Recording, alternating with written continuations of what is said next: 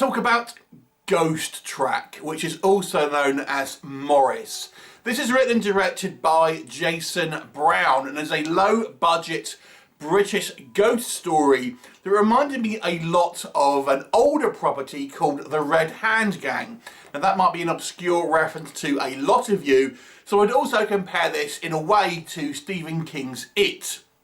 It follows a group of adult friends as they are haunted by a seemingly malicious spirit. Now as a group of children, obviously years before this, they used to hang around with this guy called Morris, and they used to go and play on the railway tracks, and one day a fateful accident happened and Morris was killed by an oncoming train, and his now vengeful spirit seemingly wants revenge on his friends, or his former friends, as he kind of considers that he was kind of left there to die.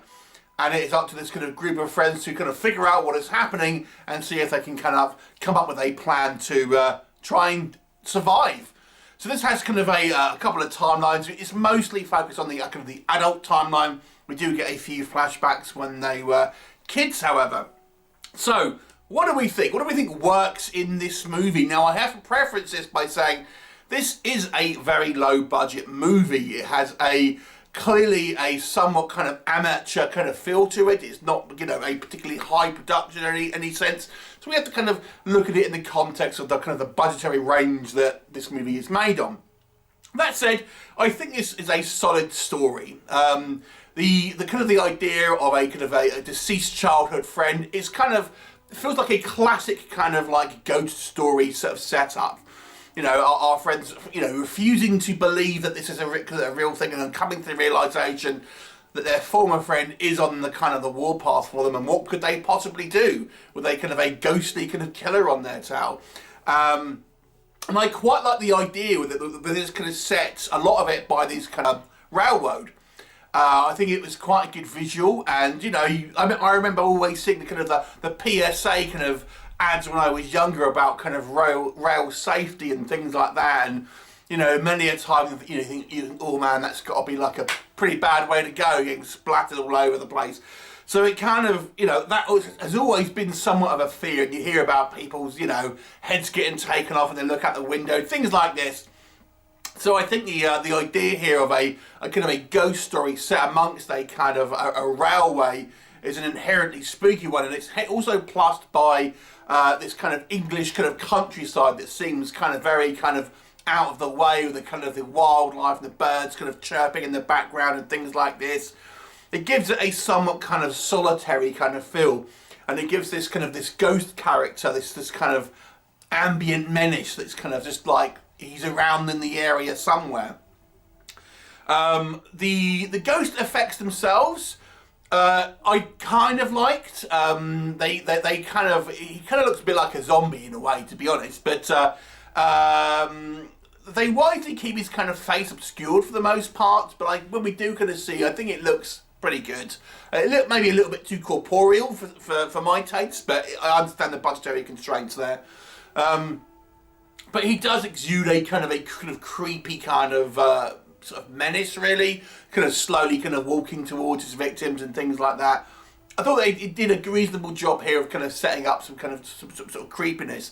The way the story is structured as well, you know, it feels like it's been thought out quite a lot. You know, some of these kind of lower budget movies I've seen, some of their kind of story structures somewhat seem kind of thrown together, and it doesn't follow, you know, a good kind of like pace or a good kind of arc. But this one, I feel it actually feels like it's been kind of, you know, the writer here has thought out the sections of the story, what he wants to tell, and kind of tells them at kind of a fairly kind of good pace with natural kind of like breaks and kind of scares and things like that, which I thought was pretty solid. I quite like the idea of having these kind of like more adult kind of characters kind of deal with a supernatural menace rather than always having kind of teenagers and things like that, which I thought was quite good. What doesn't work, I mean, this is a low budget film and it suffers because of that. The production value is not obviously clearly very high, and as someone who just wants to kind of watch a movie might not care that this is simply a low budget movie and simply is, has kind of very kind of lower budget things attached to it, like the kind of the effects and things like this. Some of the kind of like the audio is a little bit wonky here and there.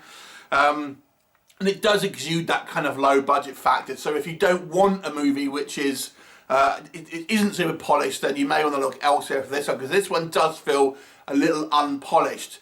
I think the main issue for me really, outside it, I think some of the acting is questionable. Not everyone, but there are some performances here that I don't think are particularly kind of strong.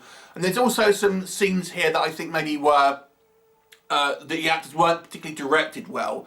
For example, sequences where we see the kind of where our characters see the ghost and then they kind of react to it. It's like, oh my god, okay, right, let's get out of here, and things like this. It's a little bit too like, I don't feel that they've been given like a particularly good direction about what they should be kind of doing in that one, because let's be honest, you would absolutely, shit egg rolls if you kind of saw like a ghost of your former friend coming towards you. So it kind of like, I don't know, it just seems to me some of the direction here and certain elements could have been a little bit kind of more dramatic, shall we say. Because I think this movie lacks a little bit of that kind of drama, and I think part of it is down to some of the acting here being amateurish, shall we say. So, not everyone, like I said, there are a couple of actors here that I think do a better job, but I think there are some that do kind of struggle with, so certainly some of the more dramatic moments, showing kind of fear and things like this and concern and the way they kind of react to it. Some of the kind of decisions taken with the ghost, I don't know, really worked for me. We see a ghost walking around holding like a kitchen knife, and even once he's kind of dialing a mobile phone, I'm like, I don't know if that really kind of worked. There's a subplot as well that involves possibly another antagonist. I'm not sure that completely worked for me. I don't want to spoil anything, but to me, I don't know if that, it seemed a little bit shoehorned in, to be honest, to have a little bit of a kind of a twist to it. And I think it kind of signposted fairly early on that there was something going on, something else kind of at work here. But when it comes down to it, I don't know if it was particularly kind of well handled. The decision here as well, filming a lot of this during the day, which I found an odd choice. So the kind of the spookiness factor is lost because we see the vast majority of these ghostly encounters happen in broad daylight. Now I understand that's for probably better for natural lighting and things like that, but it takes away from some of the sort of ghostly kind of atmosphere, the kind of the spookiness, because at the end of the day we just have this young boy walking around with kind of like grease paint on, holding a knife. It kind of deflates some of the tension there, and doesn't make it a particularly kind of scary or spooky film. That's why I kind of refer to this as the Red Hand Gang, which is a children's kind of like mystery kind of show back when I was a boy. And it kind of, this is what I would call like horror light. It's nothing particularly gory, there's nothing particularly kind of like necessarily scary in it. It feels like a relatively kind of safe horror film to have for a kind of younger audience, because I don't think it's particularly kind of like graphic in any particular way. And then finally, I would say there is a decision here to have some CGI overlay effects, which I think was probably, not the best idea. And it strikes me as an odd choice, because we have CGI kind of blood coming out of wounds and things like that, and I think surely it must have been simple just to have a bit of like blood or fake blood or something. I understand you might not get the kind of like the splurt and all this, but I don't know, it just seems and they don't quite match up, the framing doesn't quite match up. I would have just not had it, to be honest. If you can't do it, just not have those bloody effects. It kind of, sometimes less is more in these things. So this being said, this movie I found entertaining. The story was solid. I think it was an interesting kind of mystery. I kind of liked this childhood trauma idea kind of coming back, and it does remind me of kind of obviously properties that we've like we've mentioned, and others as well. So, but it does end up having this kind of timeless kind of classic feel to it. But it is unfortunately a victim of a very low budget, and some of the kind of unfortunately some of the knock-on effects of that. It does end up being quite cheap at times, and I think that might put certainly kind of maybe more mainstream audiences off. But if you want somewhat of a gentle kind of ghost story, a somewhat classic haunted English story, then you might want to check it out. I'll give it a 5 out of 10. Have you seen it? What did you think of it? Leave me a comment and I'll look forward to seeing you next time. Bye for now.